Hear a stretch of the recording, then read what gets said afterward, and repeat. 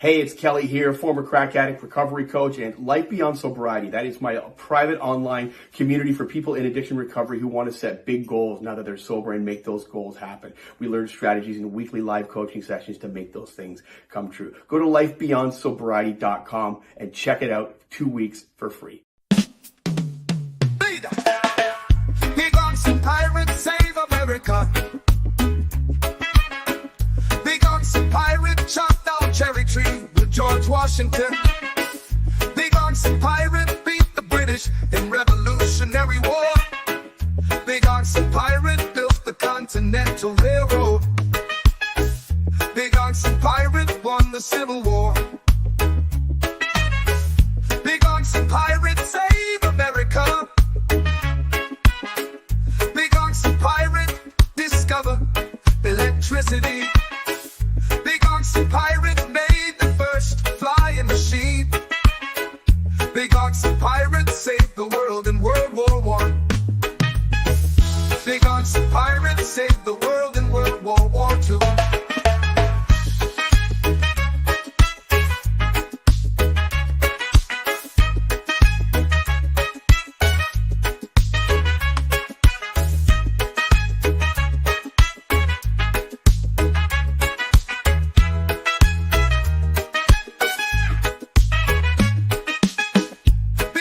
Pirates save America.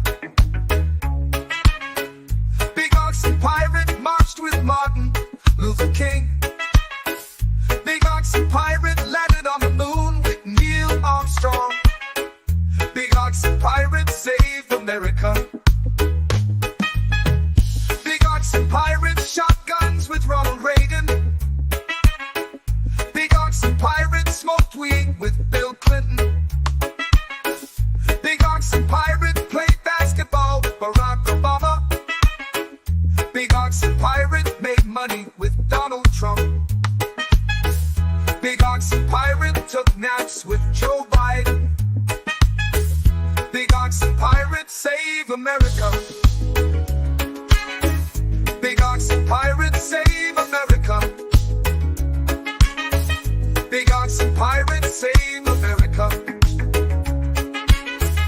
Big ox and pirates save America.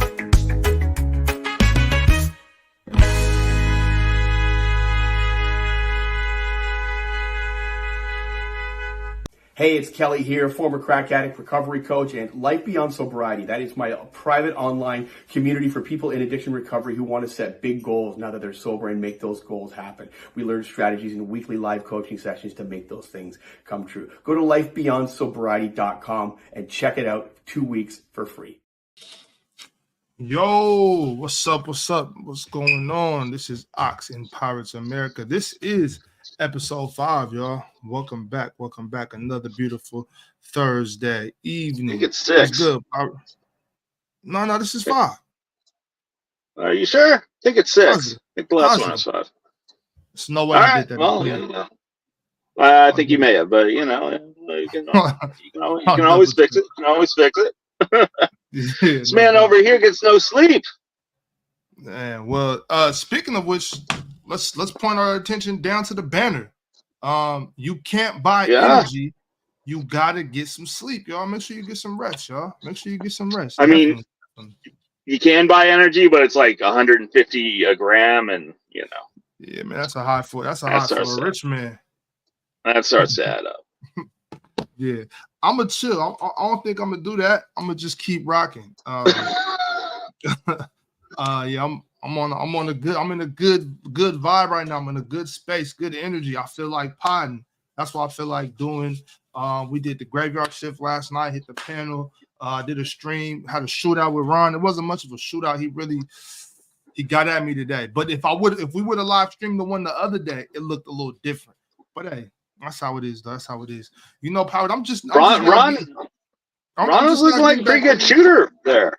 No, Ron's a better shooter than me for sure. But I have days where I can outshoot him. So I was like, let me see if this is one of those days.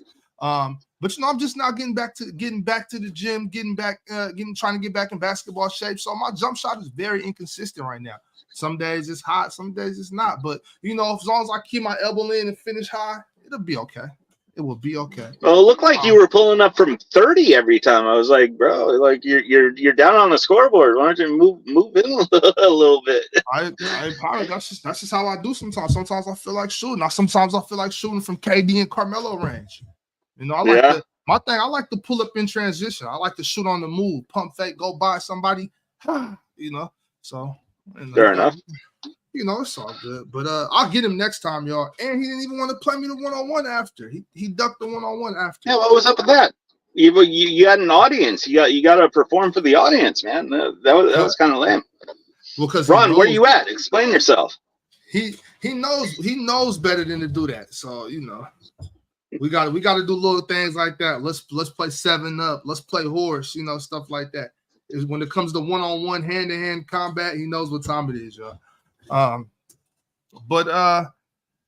Pirate, we got a new what do you call it? Like a new poll, preliminary poll after the debate. Some things have changed. Let's see. Well, now, Ron, not to go. I'm exhausted too. I didn't play any ball today, but man, I've been running all around town all day. I cannot find my cats and dogs.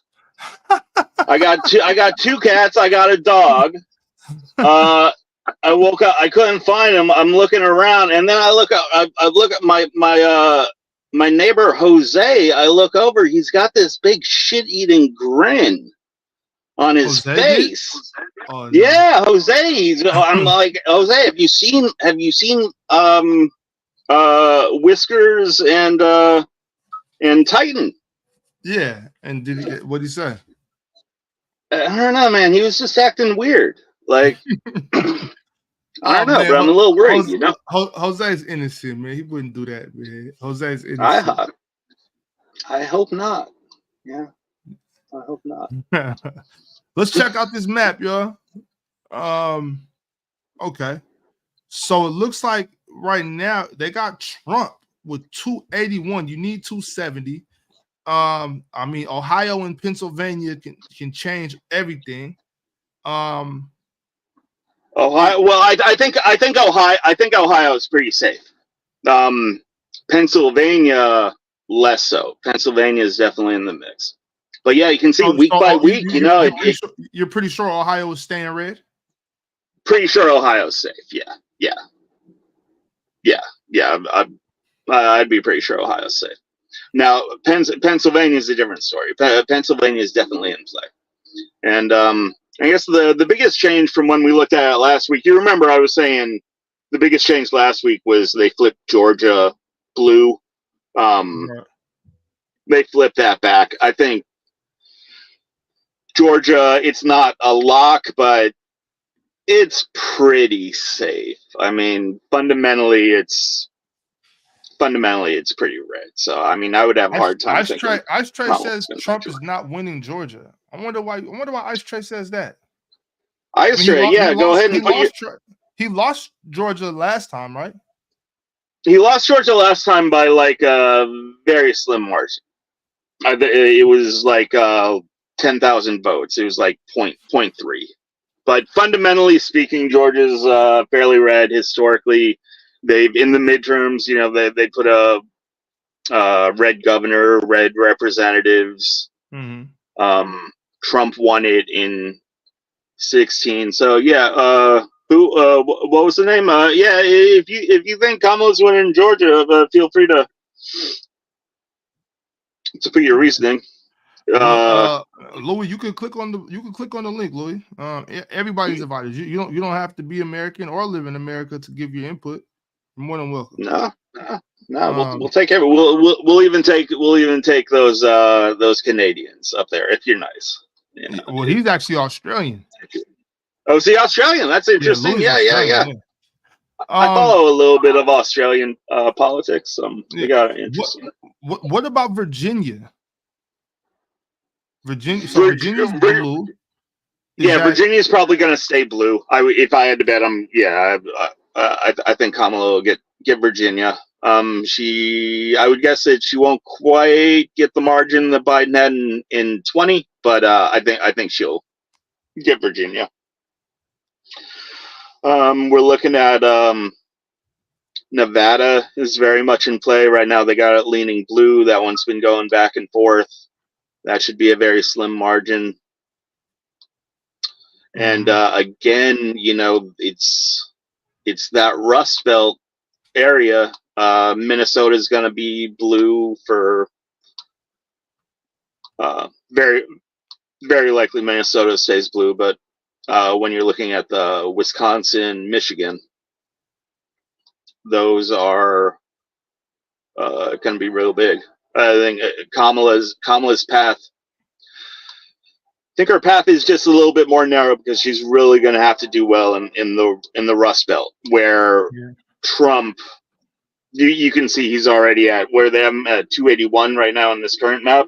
And that's with Pennsylvania. So I feel like for Kamala to win, she's going to have to carry Pennsylvania and Michigan and Wisconsin and Minnesota. Right. So I see Wisconsin, Michigan, Minnesota right now are all blue already, right? So should she be like, obviously keep campaigning there, but should she be focusing her efforts on Pennsylvania and Georgia right now? I would, yes. The Pennsylvania, Georgia are big. I think Wisconsin is going to be huge because right now I think Trump's going to win Wisconsin, but whoever wins Wisconsin, it's going to be real close. It'll probably be within 1 or 2% either way. If let me put it this way: if Kamala loses Wisconsin, that's going to be very difficult. So I mean, like on election night, I'm going to be looking at Wisconsin big time. That's about as close to a must win. Does Kamala have any action in Arizona and Iowa? Arizona, yes. I mean, Arizona, I'd say right now it's leaning Trump, but that's a close state. It could go either way. I'd say it's probably in like the 60-40 range for Trump right now. So, just it's a bit of a toss up though. Losing Arizona would be bad, but again, Arizona's not that big. So conceivably Trump could lose Arizona and Nevada, but still, if Trump does any damage at all in the Rust Belt, like in that Wisconsin, Pennsylvania, that's going to be big time. Like if he wins Pennsylvania and Wisconsin, man, that's tough. That's real tough for Kamala. If he flips Wisconsin, she's gonna have to flip Georgia, definitely. She's gonna have to flip Georgia. She's gonna have to win Arizona and Nevada. And even then, that's still pretty tough. I think he may still get it even. Yeah, I'm hoping she really for the sake of her campaign really gets some more love in Pennsylvania, Georgia, and Arizona. Just Pennsylvania is not locked up. Right. Just to solidify herself, Yeah. If she could pull off those 3 states, I think she'll get it pretty smooth. I mean, even if he flips Wisconsin, she'll be okay. But hey, if she gets what you say now, Pennsylvania, Georgia, and Arizona. And Arizona. Yeah. Pennsylvania, Georgia, and Arizona. If she gets Pennsylvania, Georgia, and Arizona, that would be a good night for her. Yeah. I think she'd be happy with that. This new poll here, the way that it's moved a little more red, it looks more red than the last time I saw it. Is this simply based on that debate from Tuesday? No. The polls. It's usually going to take a week or two to really see any effect from the debate show up in the polls. So we have yet to see what. I mean, my guess is that I'm guessing not a lot of movement from the debate. It was fairly lackluster as far as debates go. I mean, honestly, you know, I picked the wrong week to quit huffing glue with this debate. It was was it a hard watch for you? It was a hard watch, man. It was a goofy debate. It was a goofy debate. It was a pretty pretty representative of this. This is a goofy election, man. I'm just saying, this is a goofy ass election. I don't know what the fuck's going on with America, with people and with politics, but this is a goofy ass election. It was a goofy debate. Not a lot of policy from either side. Again, heavy bias. It was the moderators were arguing with Trump about as much as Kamala was. Really? Yeah, they had Trump got fact checked like 4 or 5 times. They didn't fact check Kamala on anything, which was kind of crazy because I mean she was pulling out stuff that has been debunked for like 3 or 4 years. But speaking of which, let's I want to play this because somebody talked about that. Tom.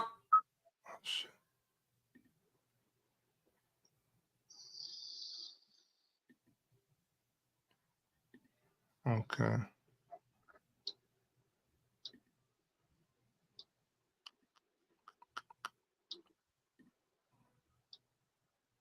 But yeah, so we went through. We tried to get some clips that'll be a good representation on both sides. Kind of what highlights there were from either side. Yeah, I'm gonna start with this one. Let's see, which one was this? This is the one about the fact checks that didn't happen. Charles and I are both gun owners. We're not taking anybody's guns away. So stop with the continuous lying about this stuff. We have to have a buyback program, and I support a mandatory buyback program. It's got to be smart. We got to do it the right way. Do you believe in the mandatory buyback of quote unquote assault weapons? I do believe that we need to do buyback. Let's remember Charlottesville, where there was a mob of people carrying tiki torches, spewing anti-Semitic hate. And what did the president then at the time say? There were fine people on each side. And you had some very bad people in that group. But you also had people that were very fine people on both sides. You had people in that group, excuse me, and you had people, and I'm not talking about the neo-Nazis and the white nationalists, because they should be condemned totally. But you had many people in that group other than neo-Nazis and white nationalists, okay? And the Supreme Court had great courage in doing it. And I give tremendous credit to those 6 justices. There is no state in this country where it is legal to kill a baby after it's born. Madam Vice President, I want to get your response to President Trump. She was big on defund the police. In Minnesota, she went. Where do you stand on defund the police? Look, right. So here's the thing. Defund the police. The issue behind it is that we need to reimagine how we are creating safety. And when you have many cities that have 1/3 of their entire city budget focused on policing, we know that is not the smart way and the best way or the right way to achieve safety. For too long, the status quo thinking has been you get more safety by putting more cops on the street. Well, that's wrong. And then also, again, what we need to do about demilitarizing our schools and taking police officers out of schools. On that point, Donald Trump, the candidate, has said in this election, there will be a bloodbath if this and the outcome of this election is not to his liking. Mexico has taken over a period of 30 years, 34% of the automobile manufacturing business in our country. Think of it, went to Mexico. China now is building a couple of massive plants where they're going to build the cars in Mexico and they think that they're going to sell those cars into the United States. with no tax at the border. Let me tell you something to China. If you're listening, President Xi, and you and I are friends, but he understands the way I deal, those big monster car manufacturing plants that you're building in Mexico right now, and you think you're going to get that, you're going to not hire Americans, and you're going to sell the cars to us. Now, we're going to put a 100% tariff on every single car that comes across the line, and you're not going to be able to sell those cars. If I get elected, now, if I don't get elected, it's going to be a bloodbath for the whole, that's going to be the least of it. It's going to be a bloodbath for the country. That'll be the least of it.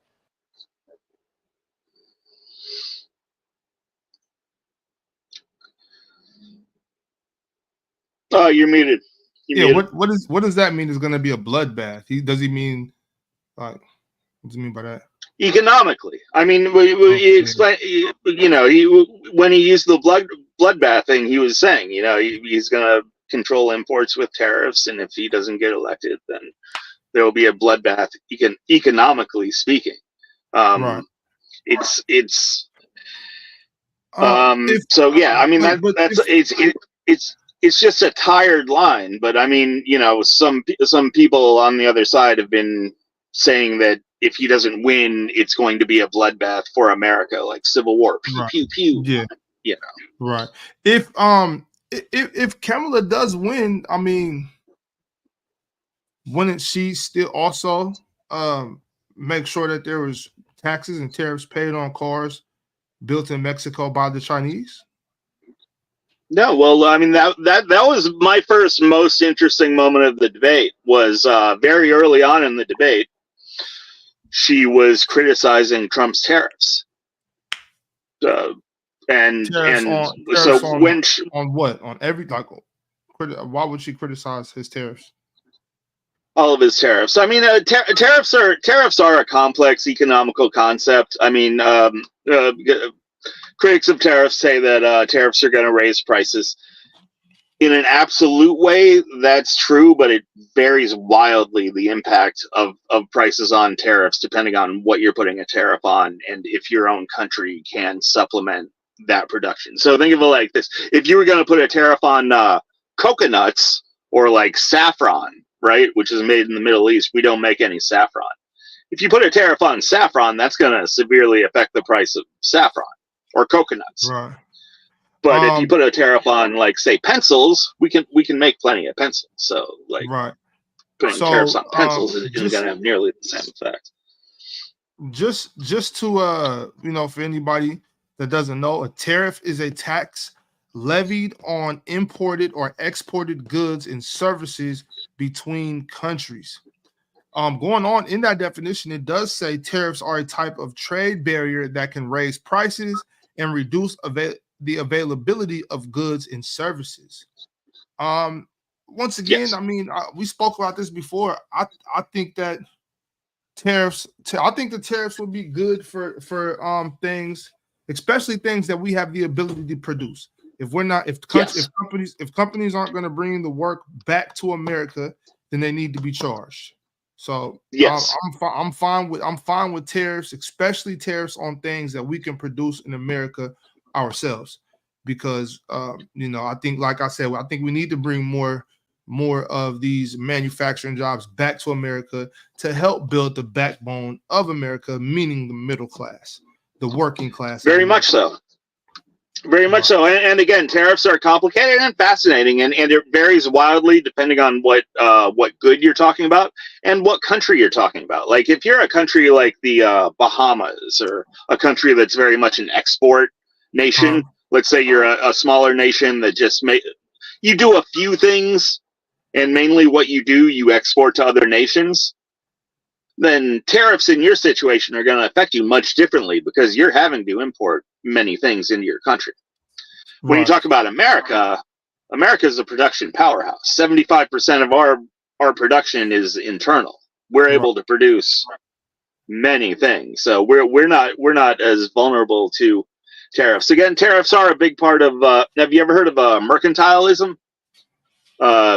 Going back to Adam Smith, and that's kind of the political philosophy that America was founded on. But in the end, you know, shortcut, I think targeted tariffs are very good. They've proven to be good.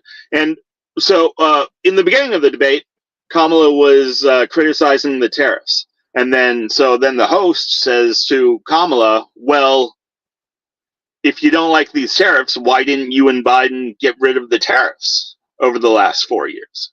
Right? Mm-hmm. They kept them on the books. It was a direct question to Kamala, and she completely she did not address it at all. Her answer. Did he ask again? He did. He did not. And that was another criticism. He had zero follow-up questions for Kamala the entire night, which was honestly to be expected. You know, I mean, just the way that media runs right now. ABC is a one-sided news organization at this point. So, but yeah, he had no follow-ups for. But that was the first red flag for me, was where, okay, you have a direct point about tariffs. Now the moderator asks you a direct question, a very simple and direct question about, well, why didn't you get rid of the tariffs if you don't like them? And a complete non-answer, didn't even say the word tariffs in her answer. She pivoted to something else completely. Okay. So. Yeah, got some more clips, but before we get to those clips, I'm gonna let Breezy come up real quick and see if he checked out the debate, and if so, what was his thoughts. Yo, Breezy, what up? Chilling, enjoying the show, man. Shout out to you and Pirate.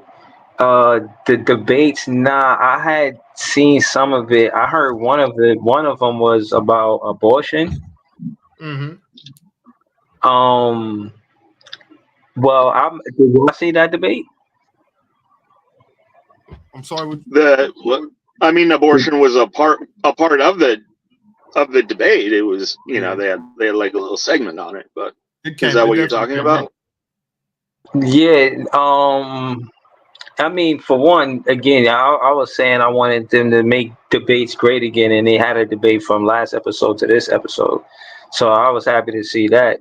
But I mean, what I really wanted to ask Big Ox and Pirate is the red and blue, is that contingent on that debate? Like, was it different before that debate happened, and then they showed that after the debate? Did the debate really matter, or those states were won regardless? They were red and blue like that regardless. Like, my question is, how much did the debate impact the red and blue states? Yeah, so like I was saying, usually it takes like kind of a week or two to kind of sort out the polls. Polls don't really, usually they're not going to tell you what the effect of like yesterday was. It's going to take a few days to a week or two to kind of flush that out. They did have a couple. Yeah, I mean, everything that I've seen showed not a lot of huge movement on the polls. I saw one poll where, you know, they'll do like focus group type polls, you know, who they watch the debate and they ask them what their opinion is going into the debate and out of the debate. I've seen a couple of those with kind of minimal movement. I saw one where it was, who do you trust more on the economy? And Trump picked up like a couple points. We'll have to see if there's any.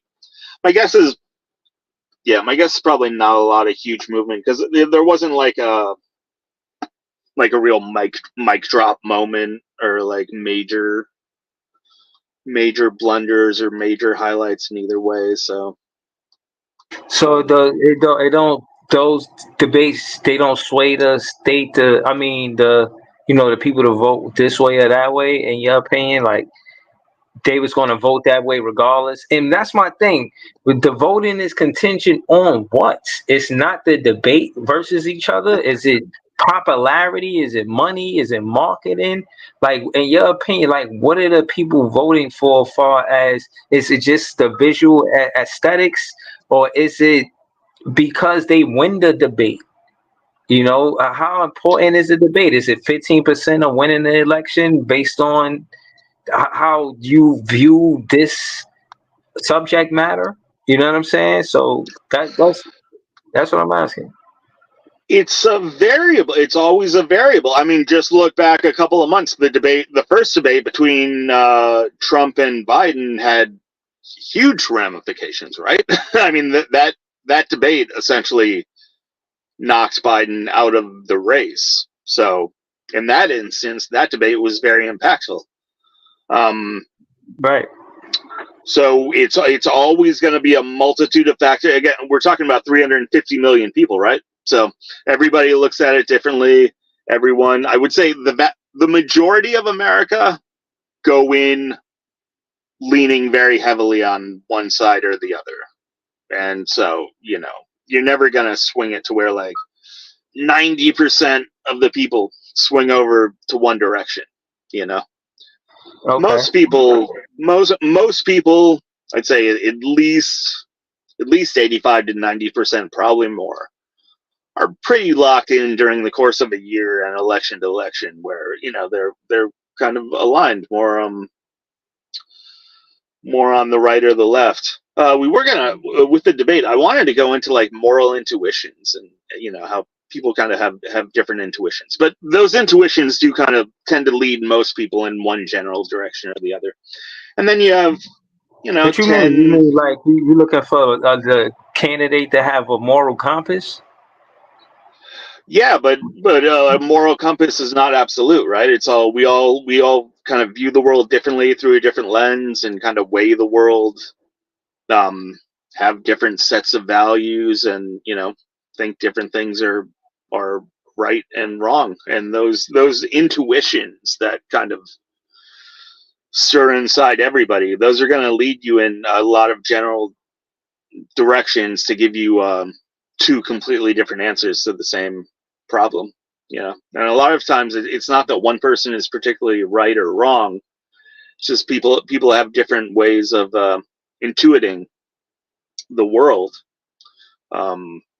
and that's why you can see how, I mean, do you ever, it's kind of funny how whatever the topic is, it could be abortion, or it could be taxes, or it could be crime, or you just pluck any issue out of the hat, and it seems that the two different basic intuitions that exist in humanity, they're going to kind of align on a lot of issues that would seem to have not connected to each other very, very much at all. But just the way that people kind of view the world tends to kind of lead you down believing in certain answers. So, but yeah, I mean, it's debates, it's marketing, it's the general intuitions that people have. It's a lot of things. It's like 10 or 15 things all rolled into one, and you just kind of see how it plays out during the election, and what tips that. Again, that like 10%, those swing voters. It's a minority in the country, but there is a segment of the population where it's like, even today, I don't know, might vote for Kamala, might vote for Trump. It'll be for all different reasons, vibes, policies. I wish it was more policies, but yeah, what's the vibes today, Kamala? Yo, Trump, what's the vibes today, bro? I think this is very much a vibes election, like, honestly, because it's not policy driven, so it's got to be something else,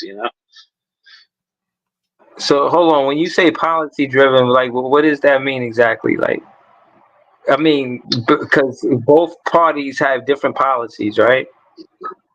Yes. So yeah, I guess it's about what party you think would stick to their policies the most, right?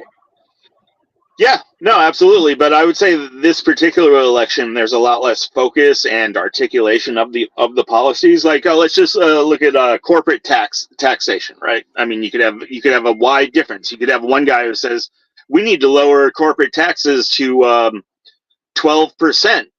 To spur business and bring businesses in and grow the economy. And then the opponent says, fuck that, we need to raise corporate taxes to 50%. The rich need to pay their share, and we need to pay for all these programs. And you could have a heated philosophical debate and really point to the drastic differences in the policies and why one might think that one is better than the other, but that's not particularly what's going on in this election. We're not hammering down and fleshing out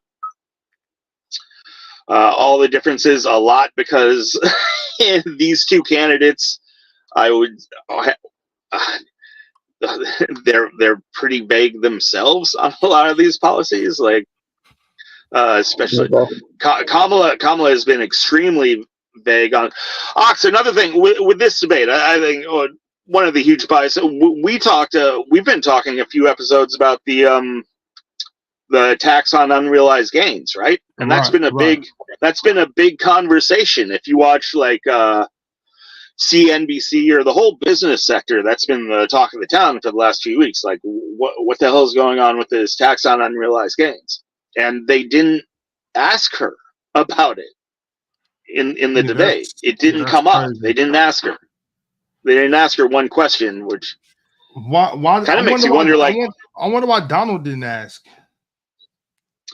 Why he didn't just ask himself? Yeah, just because that's not really the format of it. It's like, you answer the what the moderator asks you generally.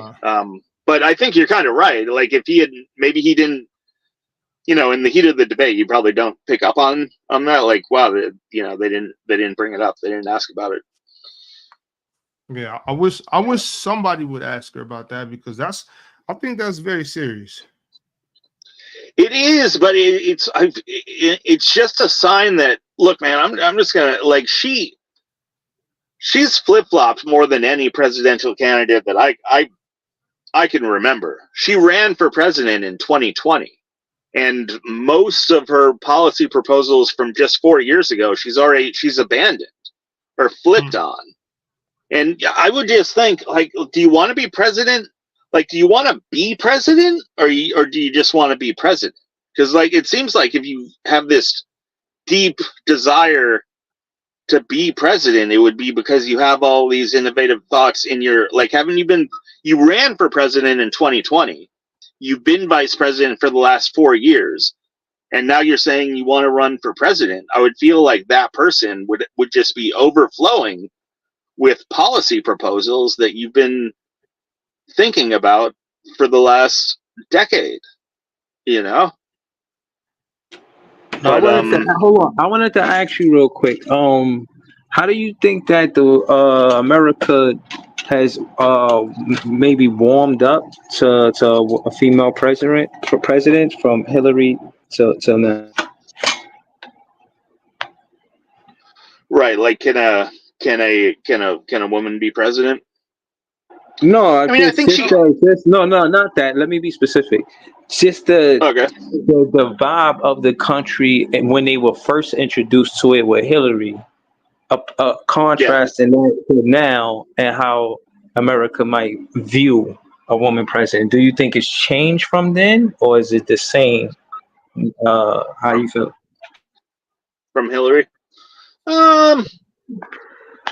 No, I would guess it's probably about the same. I think most Americans are pretty open to it. I mean, Hillary got a lot of votes, even though she was, like, honestly, I think she probably got more votes because she was a woman. Like, Hillary was a very flawed candidate, and she got a lot of votes. Kamala here, like, fundamentally, she's questionable in a lot of ways. She's getting a lot of votes, so I think a woman could be president.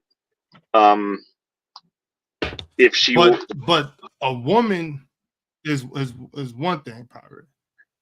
Right. A woman of color in America is where I'm very shocked. I'm very shocked if I'm just very shocked if that happens. Rather they say, you think so? I mean, Indian or whatever. Right. Yeah, I'm saying probably. I don't think so, man. There's I feel like there's a lot of people, you know what I'm saying, whether if it's just older white men or whether it's a lot of men in general, regardless of race or ethnicity. I don't think a lot of them want to, you know what I'm saying, be ran by a woman of color. I I have to disagree. I think all the indicators are that. I mean, look, Barack was elected as far as the color. Hillary gained a ton of votes, and Kamala's going to gain a ton of votes despite just being dropped on the ox. Kamala, she was the most the lowest rated vice president ever. I mean, I don't know if you can remember Dan Quayle. Do you remember Dan Quayle? He was the vice president for George H.W. Bush.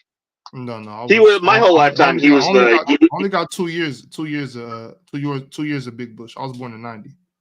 Okay, yeah. So, but I mean, my whole life, Dan Quayle was kind of the poster boy for like the dumbass vice president. You know?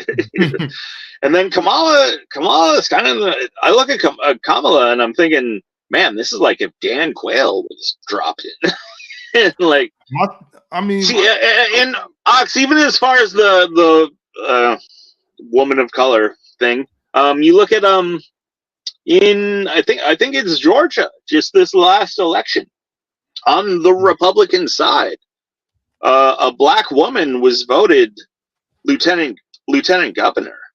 I also I think there's a good amount by the Republicans. I think there's a good amount of black Republicans in Georgia as well. But right. my thing though, Power, it's not. I honestly think the only reason Kamala has this much traction is because her opponent is Donald Trump, and a lot of I think that's true. There's even a lot of Republicans that are tired of Donald Trump. They're just like, if you would just be quiet sometimes, you know what I'm saying? A lot of them are just tired of his mouth. And so honestly, I'm not trying to down Kamala, because I'm not saying she's not worthy or not qualified for the job. I just don't think that a woman of color has much of a chance in America to take this position. If she wasn't going against somebody like Donald Trump, I don't think it would be much of a chance. Like for instance, I like to revert. I like to go back to John McCain. If she couldn't run against John McCain. No, I think McCain would spank her.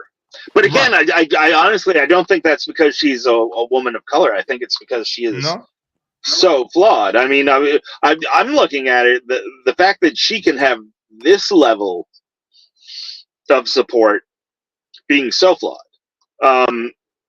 If she were legitimately competent, I think I think for the most part, I'm never going to say, first off, I don't think, 3,000 years from now, I don't think like just racism in the absolute sense is ever going to just disappear from humanity. I think there's like a little bit of some level of racism in every damn human being on Earth. It's just like, humans are prejudiced things. But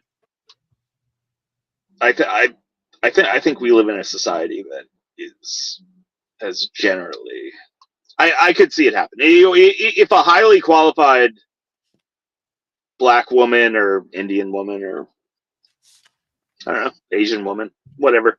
I honestly, I don't think any of those intrinsic demographics preclude anyone from being president.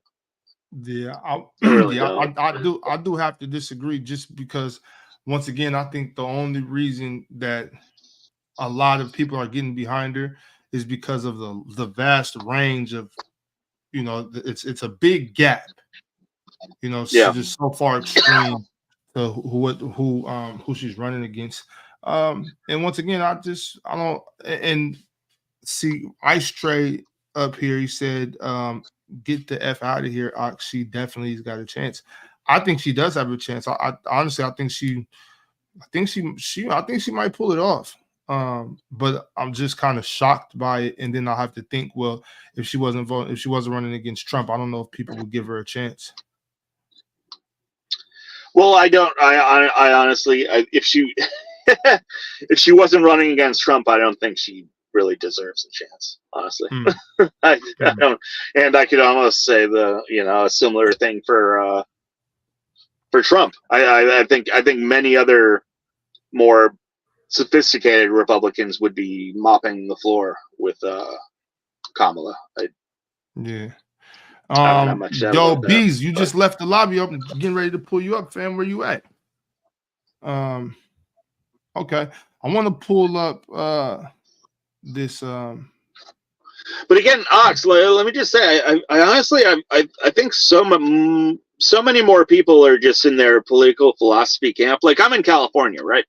And you remember a couple of years ago there was that recall on Gavin Newsom, and the Republican candidate was Larry Elder. I voted for Larry Elder. I think he's a real smart guy. He's a black guy.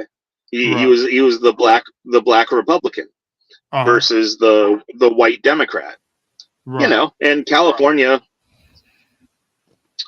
goes overwhelmingly for the white Democrat. And even there's so many stories like dude, there was a Larry Elder speech where some protester came up dressed in a monkey mask throwing bananas at Larry Elder, and the news didn't say anything about it. Where if it was the other way, if the black guy was the Democrat and some protester comes up wearing a monkey mask throwing bananas at him, that would be like headline news for like weeks. Of course, that would still be talking about it, definitely. We'd still be talking about it. That would be one of the most famous things ever. Yeah. What up, Biggs? What up, Ox? She can't win, bro. You don't think so? No. And the reason why is that undecideds will determine the election. You already got the people that's in line with her. Trump's got his people, but the independents, they tend to be people that follow politics and know what's going on. And a lot of them will vote against her because she never received a vote. So if she gets elected president, Donald Trump is right in this regard. They will start placing, she was put there. The people didn't put her there. And so I think a lot of independents have a problem with that. When you get down to you take out all the policy, all that, she never got one vote. She got there by coup, whether they admit it or not. I think that's a very good point. Bees, I would add on to your point there with the, I think the undecided voters, they're kind of at the extremes, right? They tend to either be people who are very into politics, or people who just don't pay any attention at all. And they're like, who's Kamala? Who's Donald Trump? Yeah, but I don't think, because I would never vote for her. I would never vote for her, bro. And not because of her policy or any of that. She got there the way she got the nomination. It wasn't by the people. It was very odd. She doesn't have one delegate vote, and she's vying for the highest position in the world. And if you think about this, bro, this is right in line with all the stuff that's going on in Europe, all this extreme liberal stuff, where you're going to see even more speech laws start coming out. If she stays in there, what's happening in Europe right now, where you can be arrested for saying something on the internet now, that is a real thing going on in Europe right now. They have taken this way too far. Yes, I like this guy. Has Bees been up before? Not on this show, no. I don't think so. I'm picking up what you're laying down, man, and I think it's just, I find it so ironic that they've been framing this whole election as to save democracy. We're gonna save democracy, and then you're gonna save democracy with a candidate that didn't get a single vote, that the party just installed and is a complete mouthpiece for the democratic institution. And I saw something very, very eye-opening today. The gentleman's name, what's his name? Mark Penn. Do you know who that is? That was one of Clinton's top advisors. He came out today and made a statement that ABC should be investigated for what they did in that debate. There's also a whistleblower that supposedly says that they gave her all the questions and gave her confirmation that they would fact check him and not her. Now, if this turns out to be true, now the Mark Penn, he did say that today, that they should be investigated for the way they carried that out, because effectively what they did is they ended presidential debates going forward. No Republican candidate is going to ever do a liberal debate again. It's not going to happen. I'm starting to wonder why they should. I did see those reports on her being given the answers. I don't know if I believe that, just because, the end result didn't really look like she had the answers, and also the questions that they gave her did seem to be fairly predictable. Well, it seems like they would have been the questions that you were prepping for anyway. But the bias is unreal. I remember, Ox, just last week you were talking about Kamala going on Fox and accepting a debate on Fox, and I mean, she turned that down. I think that they had one set up. It was supposed to be on like the 4th of September. Right. Well, this is the thing I want to know, because so when Obama got done with his second term, Hillary had to campaign in the primary. Yes. Because if I'm not mistaken, Bernie actually won, and the Democrats put her in. You're 100%. This was the first time the DNC did it, and now they've made an even bigger move this time. They created the super delegate to push Bernie out. They got taken to court for that. Right. And the court came back and said the DNC is a corporation, so therefore they can put anybody in that position they want. Mm-hmm. Right. So, but still, there was still a primary campaign, a primary election, and for Kamala to not even have to campaign for that, that's just really weird to me. Yeah, it just shows you that where the Democratic Party is going now, they have switched places in the last 15 years with the Republicans. The Republicans used to be the party of corporate America. It is now the Democrats.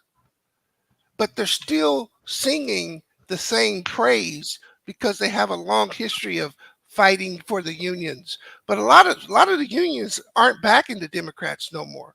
Right. Wait, this right here, this isn't true. Bees, a big part of that. Trump didn't have to get any votes. That's not true. Trump won. Too. I remember he was going against. What's he talking about? Christie. He was going against Jeb Bush. Yeah. The dude from Florida. Yeah, and Trump won. They had a Republican primary this year. Trump mopped the floor. And that's my biggest point in it, Bob, is that all these people are about to go and make a vote, whether it's Trump, whether you don't vote. I just stress to people, a vote for Kamala is actually a vote for the people to be taken out the process. And people should realize that. Number one, she's not going to give you any of her policies. That's why this election is not policy based. Here was the game plan. The game plan was supposed to be Trump gets his convictions. Biden doesn't have to go on stage and go back and forth with him. He gets elected. They do their coup in his second term and place her. That was the plan. The problem was just that people didn't go along with it. As every time they charged Trump with something, he got more and more popular. which forced Biden to come out and have to debate him. They've known Biden's been screwed up for years, for a couple of years. But matter of fact, think about this. Trump got arrested for having top secret documents in his house, right? And he got a court case on that. Biden got caught with the same thing. The exact same charge. Do you know why they didn't charge Biden? Yeah, because his brain don't work too They good. said he was incompetent to stand trial 2 years ago. That he did not have the wits to be tried in a courtroom to defend himself. And he's been the president for the last 2 years. So really, she's running the country now. Well, she's not doing it. She's not doing it. The same people who are running her have been running Biden and running the country. So I mean, people got to understand that they did not charge him with those federal documents because they said he was incompetent to stand trial, and he's continued to be the president, and they put him back on the ballot.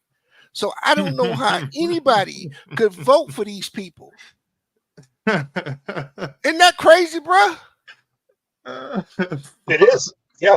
It's insane, right, Ox? The exact same charge. I've been saying this for a while, though. Like, you can see his head is shaking on his shoulders.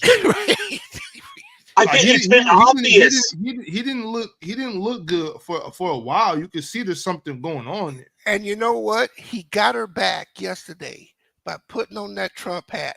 That was his FU to the DNC for pushing him out. Did you see that? He put a Trump 2024 hat on yesterday and took some pictures. No, he didn't. Yeah, he did.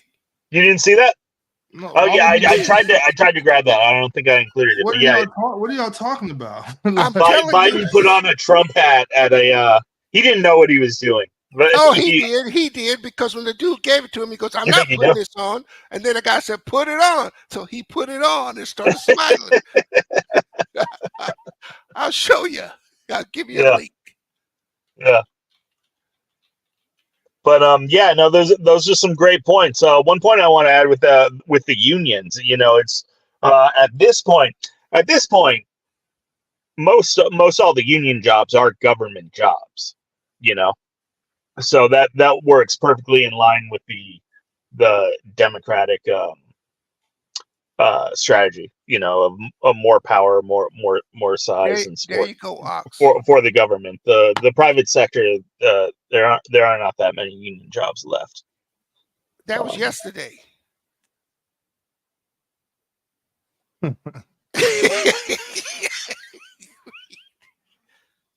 Because they ran him out. They actually physically removed him. Not physically, but monetarily. That's how they got him out. Yeah. They said, if you do not drop out of this race, we're pulling no all donations. money from you. Mm-hmm. That's how they got him out. Yeah, that's insane. Wow, so, man. To me, that was his FU back to them. Yeah. You want to pull up a clip or something? Let's watch a clip or two with Beast here. Yep, let's get this one in real quick. I want to talk about this one. This one was kind of funny. But as Pirate stated previously to this might be true.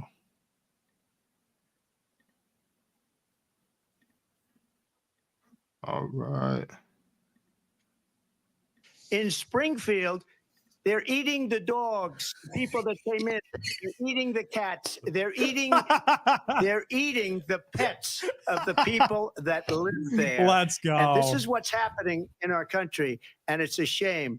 As far as rallies are concerned, as far as the reason they go is they like what I say. They want to bring our country back. They want to make America great again. It's a very simple phrase, make America great again. She's destroying this country. And if she becomes president, this country doesn't have a chance of success. Not only success, we'll end up being Venezuela on steroids. I just want to clarify.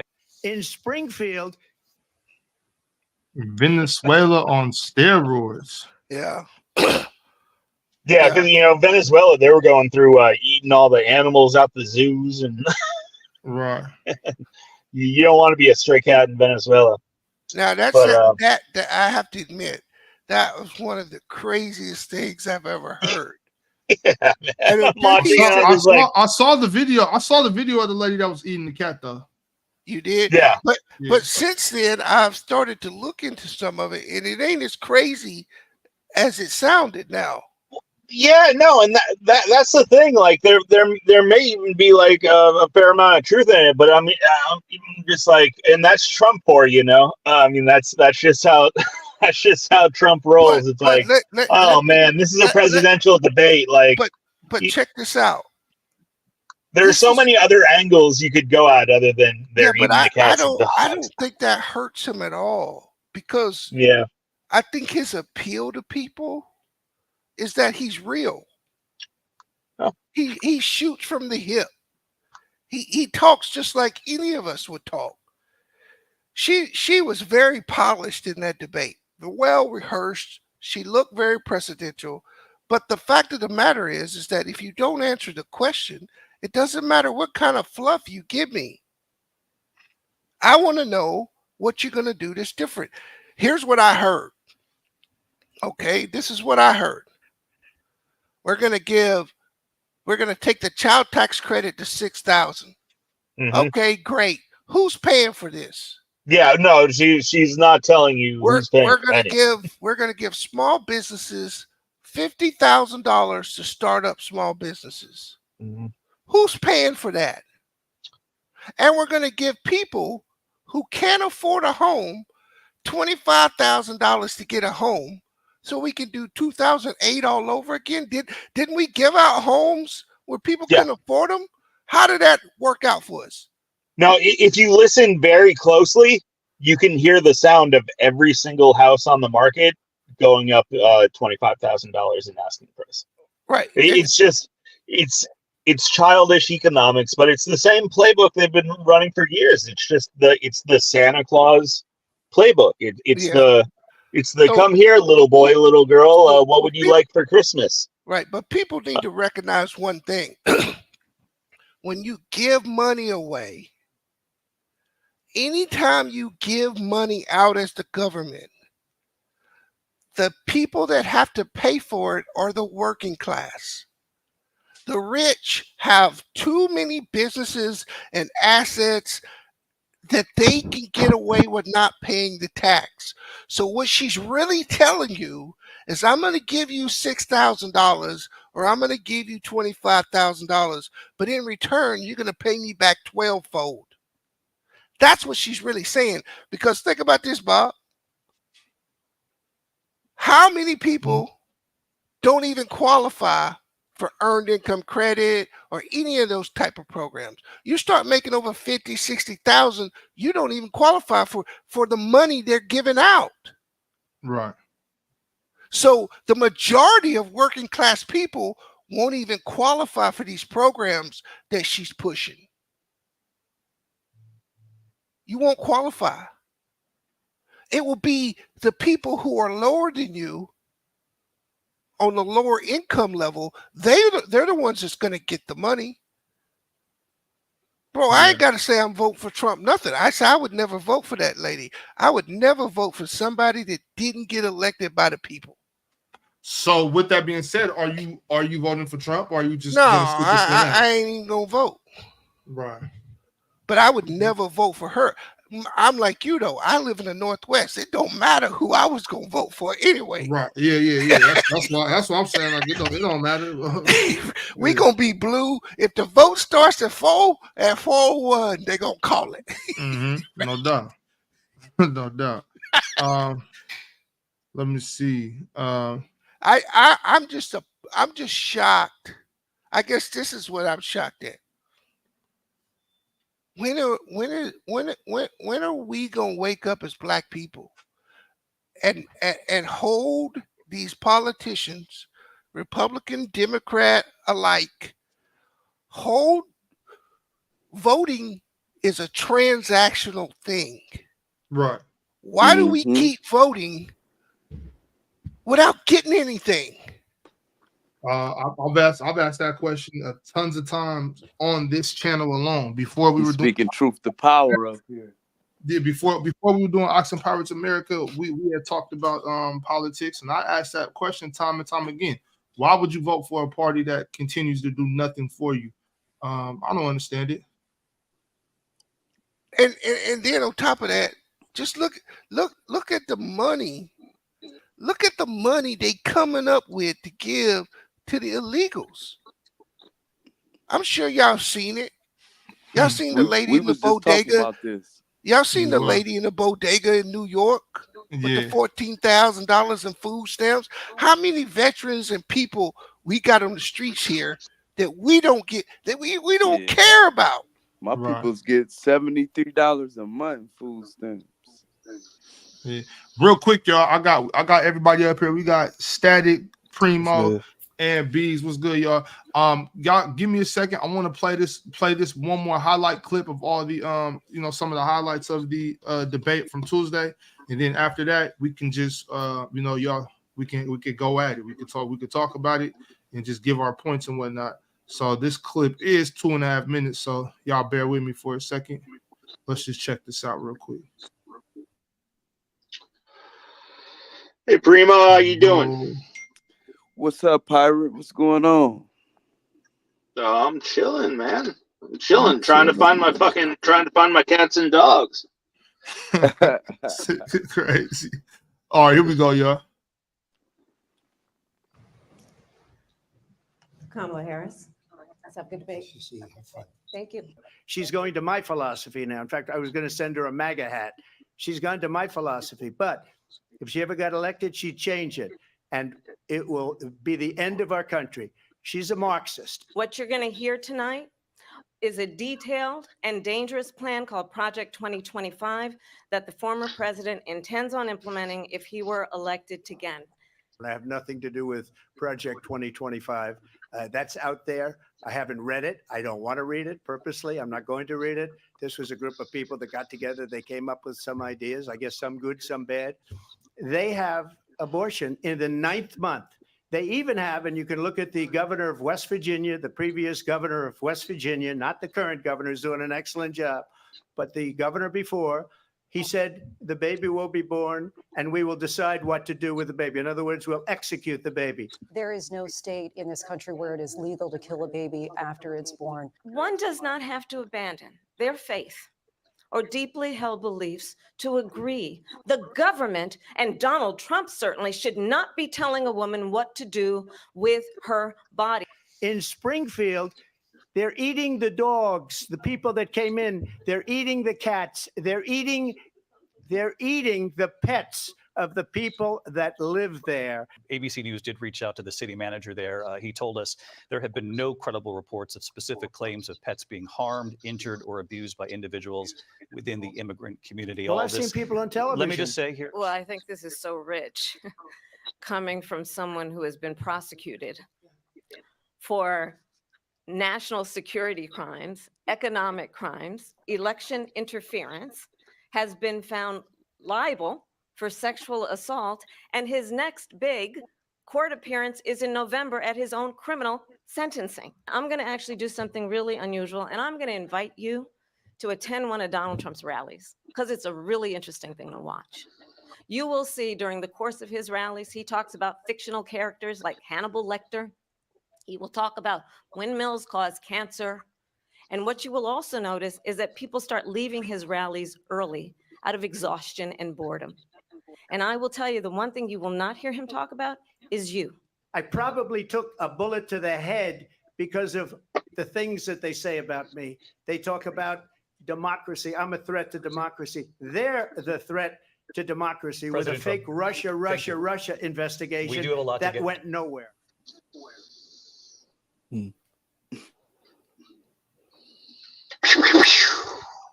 Crazy stuff. And I want to say something real quick on that about the whole eating pets and stuff, because they really clipped that, like, I think, out of context, right? Because before that, he was talking about mass immigration, right? And that's something that I've seen firsthand growing up in Long Island, New York, all that influx of basically immigrants that are coming, but they're basically like criminals in their country, right? We had an influx of MS-13 members in my community, right? And because of that, I mean, when these people commit crimes, it's not like the crimes that we're used to committing, like we're used to seeing, right? I mean, we was finding chopped bodies in the woods, things like that, right?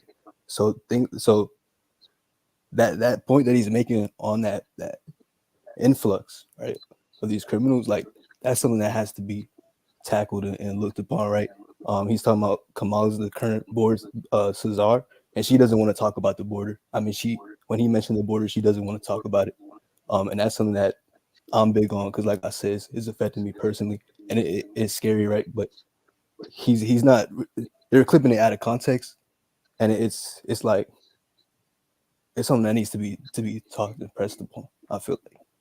And what are y'all thoughts? Yeah, I'm in Richmond right now, and I mean, you drive through Richmond, there's 13 graffiti all over the place, man. There's MS-13 fucking all over this town, and yeah, man. Well, it's just the Democrats have they got a tough challenge with the immigration because it's hard not to talk out of both sides of their mouths. They got, half of their support comes from people who are very much on the open border side, and then it's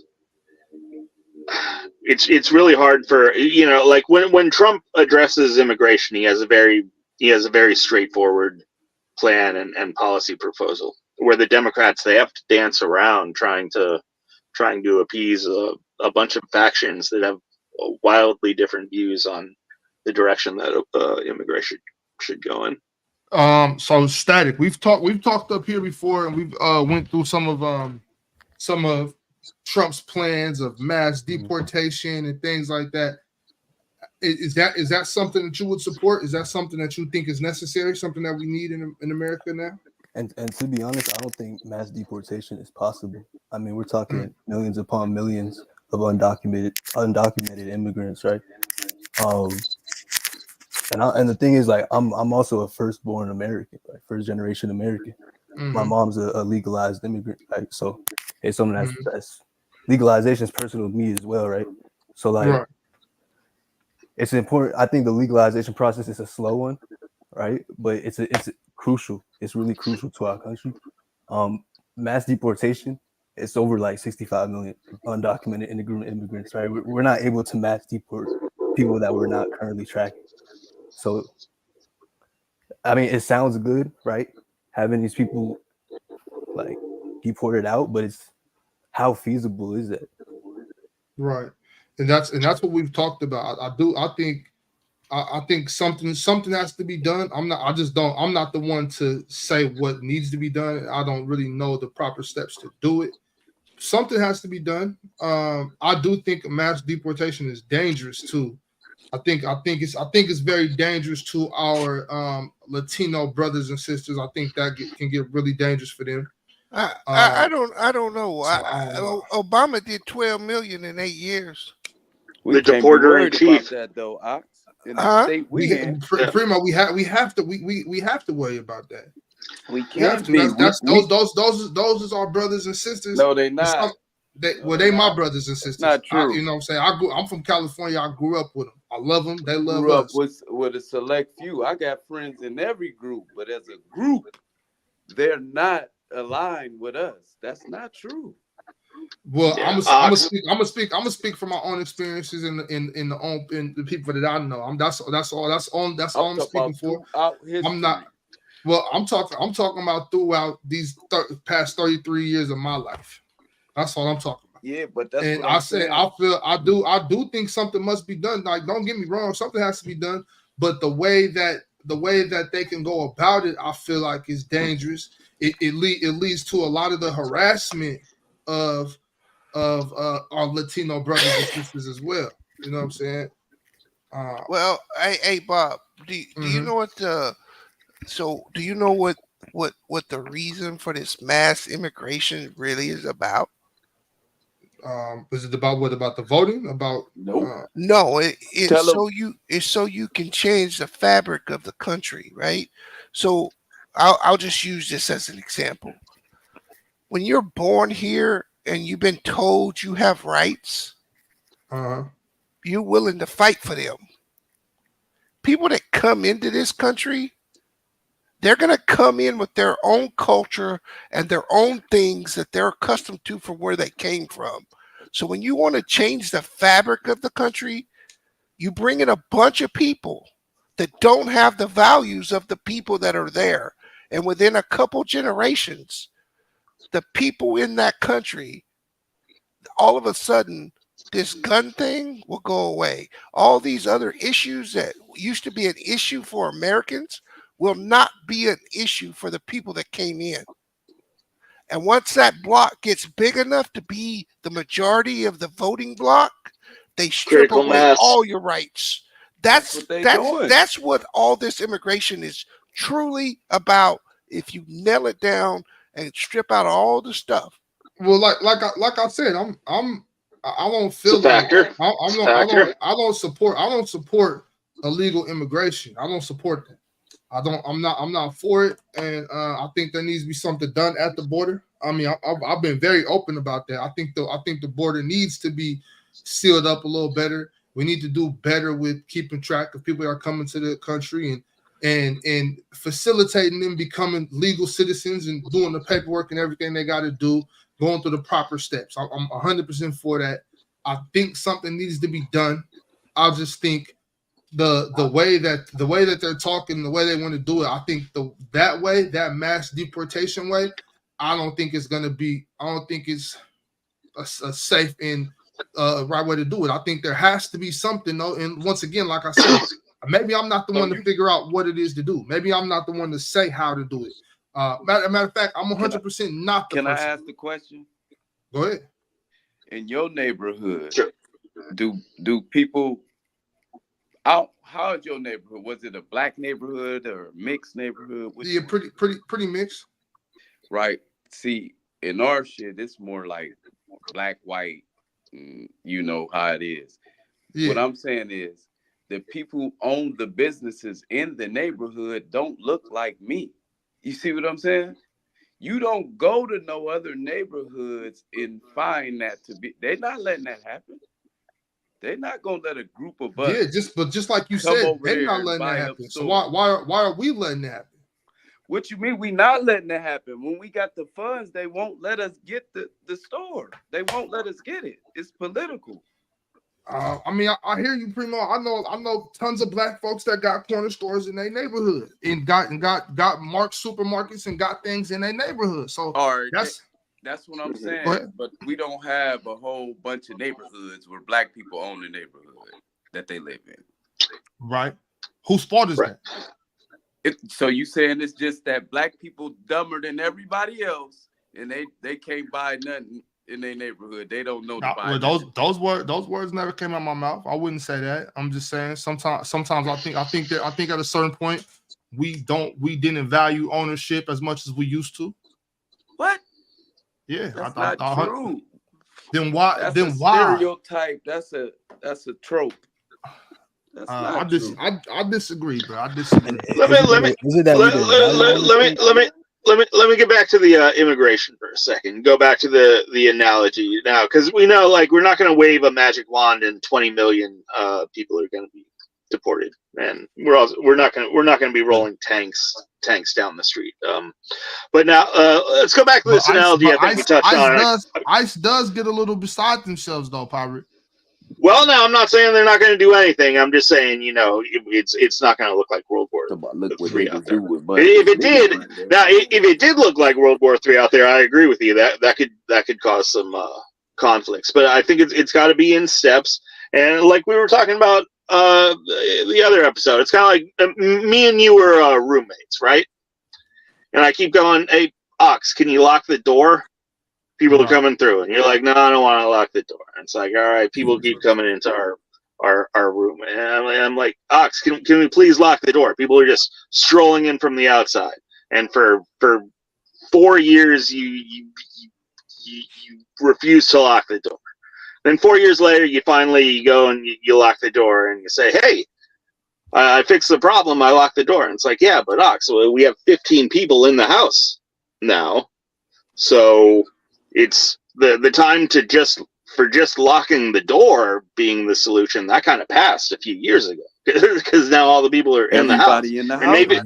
And maybe we can't get all 15 people out of the house, but we can target it. Like, how about that one motherfucker over in the corner who's like lighting the kitchen on fire? How about let's at least, can we get that guy out? Let's start going through, and some of these guys are causing some real trouble. Can we get them out now? And that's what I'm saying. So Pirate, maybe that's the way it goes. Maybe it's the ones that are illegal immigrants, or the ones that's not supposed to be here, whatever. When they're committing crimes, get their ass out of here quick. No questions asked. You get the fuck out of here. I think that's a first. I think that's a first step. You know what I'm saying? That's the least we could do. Pirate, like I said last week, maybe we need to bring a little America to them. Bro, this is. But before we do that, we still haven't even gotten to the point of locking the. We're not even at the agreeing to lock the door part yet. Like, we need. Here's Trump wanted to build the wall, and they said it was going to cost $25 billion. Right? Here's my solution. Fuck a $25 billion wall. I want a $150 billion wall. I want a wall that's 200 feet high, glazed in marble, like a wonder of the world. Let's create a new wonder of the world. 200 feet high with marble and big golden eagles. Hey, I don't understand why so many people took offense to the build the wall thing. Like, why are we offended by that? Because they just funneled it through for the last 12 years. Like, the easiest thing is classism and racism. And any policy you bring up that goes against the establishment, they look for. Can we call it class? Do you hate poor people? Do you hate minorities? And with the wall, it was just the easiest thing. They just said, "Hey, this is racist. You hate brown people. If you want a wall, that means you hate brown people. You're a racist person. You hate brown people." And for the vast majority of people, I know that is not the case. It's an issue of national security. I don't care. Like I said, I'm Irish. I don't care if it was 10 million Irish people coming through the wall. Get the fuck out of here. All right. Like God bless you, Ireland forever. But this is America, and you can't no. I don't care if you're Irish. I don't care if you're Polish, Russian, and it's very Mexican. It's very misleading, right, Ox? Because what they use the immigration to tell you is that immigration causes the GDP to increase. And that's true in a sense. Yes. But I'll give you the analogy. When he said you let 15 people in your house, that means the GDP of your house just went up because you got more people eating in that house. You got more people using electric. You got more people doing all this. So overall, it costs you more to live, but that doesn't mean the people are living better individually. Right. No, the people are poor. That's 100% true. I mean, and it completely skews the pay rates for Americans. It completely depresses the labor market. Right. It makes labor less valuable. I'm already on this same page as far as that goes. Like, I don't feel like I don't feel like we're not on the same page here. Right? No. I got you, but I just wanted to highlight this. This is the same people that brought you feminism. The same people that brought you feminism are now bringing you illegal immigration. What was the primary goal of feminism? It wasn't for equal rights for women. It was to double the labor force to keep wages down. Because when all these women went to work or have the ability to go to work, that started in World War II, right? Right. I can pay you less. And when you bring World War I, really, migrants, all you're doing is increasing the work pool. Women's suffrage. And if the work I see Mr. T saying he'd agree if we build a wall between America and Canada too. Fuck it. Fuck it. I don't care. Fuck these Canadians too, man. Let's have two big old walls. So that's my biggest issue. Is that this is going to depress American wages. people It already working in has. America are going to We're get living paid it right now. less and less money in very inflationary times. This is what Yes. they do. This is what the Democrats been doing. It's obvious basic economics that just takes like a simple distortion and feeding off of the cultural intuitions of people to completely go against your own best interest and the best interest of the country. Now I've been digging. I'm gonna dig on the Republicans now because I dig on both. I'm an equal opportunity giver, right? Yeah, I'll be on their neck too. But Ain't did I nothing. feel that we got to circle the wagons and do what the Europeans did. They went way more conservative in their elections because they have a couple of them. Yeah, a couple of them didn't. France and England did not. They went left. Yeah, it's just getting. Germany went right. Germany went right a week or two ago. I checked something he said in that debate that I didn't know. I did not know that she called for illegal migrants to get sex changes taxpayer funded. I didn't know she believes that. Yeah, that's the Obama. You gotta push that with Obama now. No, that's what I'm saying. Kamala is the biggest flip-flopper I have seen run for president. She is completely 4 years ago, she ran as one of the most progressive candidates on the Democratic side. I mean, she's like bordering as socialist as you can get in American politics. Just 4 years ago. Candidate that ran, they didn't want her, and then nobody voted for you to run this time. And you just popped up. Of course she doesn't have a policy. She wasn't even supposed to be here. Yeah. No, and Jose, that's really what I'm saying, man. With her experience, she's vice president. She already ran for president.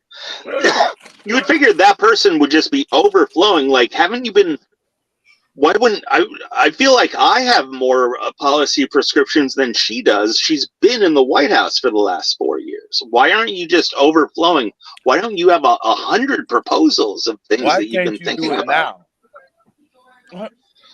Why can't you do it now? Why can't you do these things you're talking about now? And the other thing is, after the debate last night, she still didn't take no questions. She refuses to be questioned because she doesn't want. She's not going to tell you that she doesn't intend to change anything. No, well, I think a big part of it, she's still only done the one interview, and I think a big part of it is she is so paralyzed right now.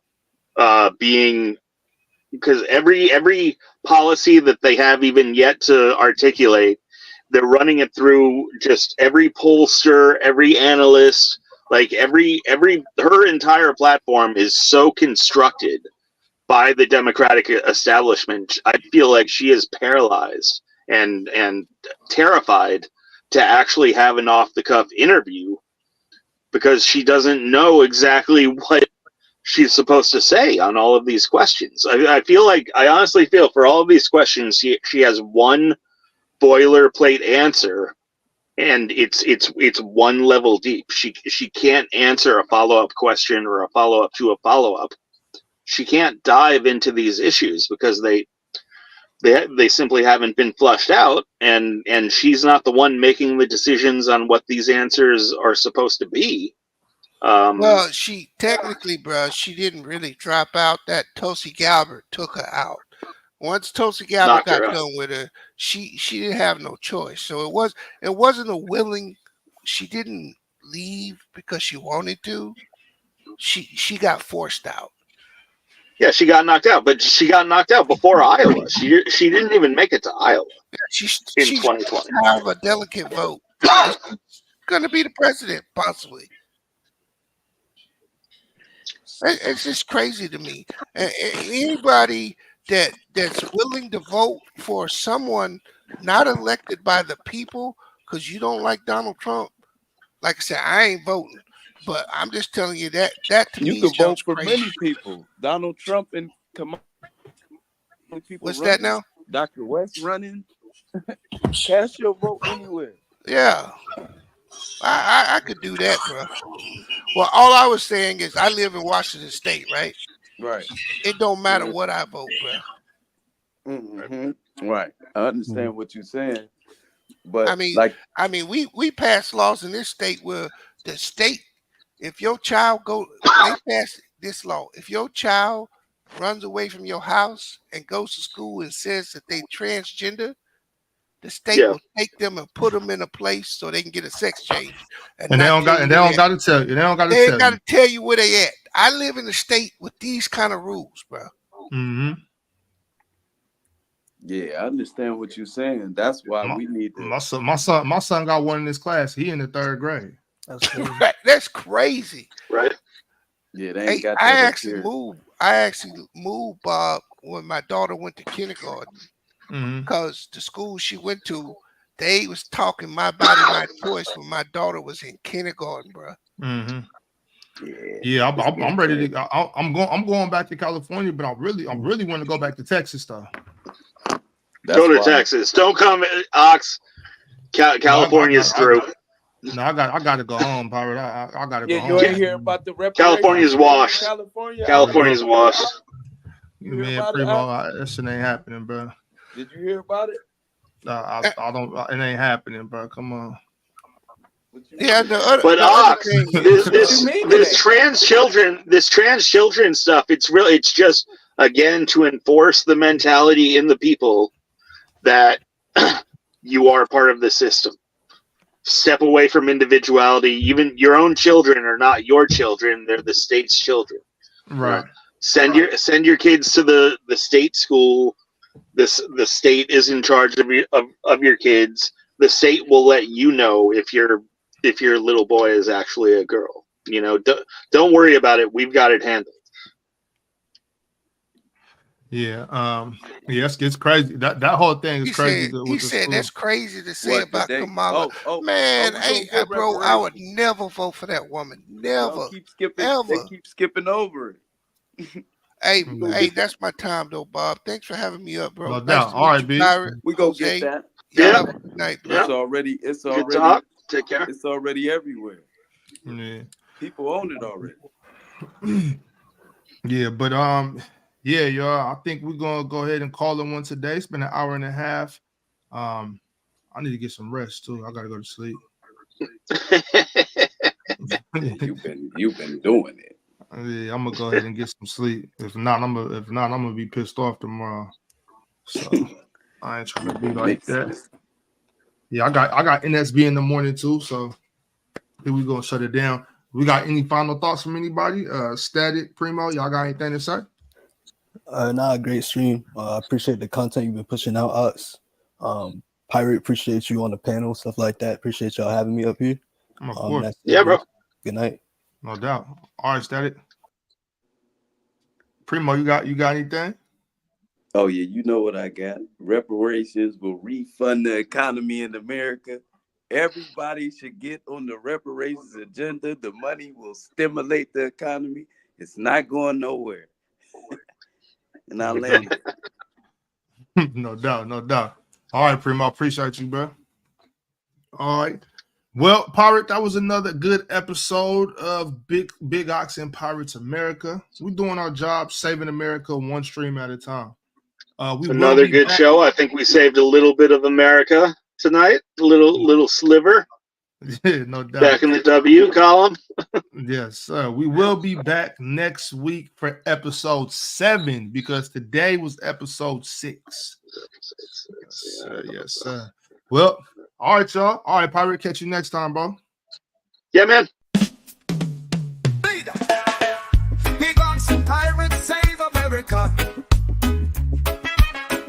Big Ox and Pirate chop down cherry tree with George Washington. Big Ox and Pirate beat the British in Revolutionary War. Big Ox and Pirate built the Continental Railroad. Big Ox and Pirate won the Civil War. Big Ox and Pirate save America. Big Ox and Pirate discover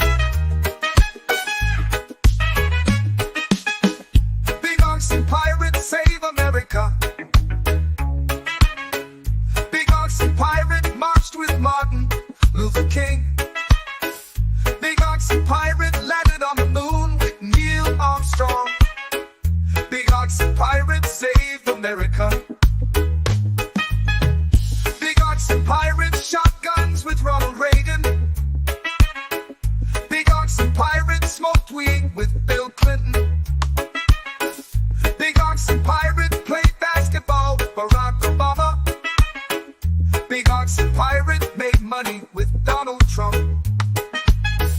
Big Oxy Pirate took naps with Joe Biden. Big Oxy Pirate save America.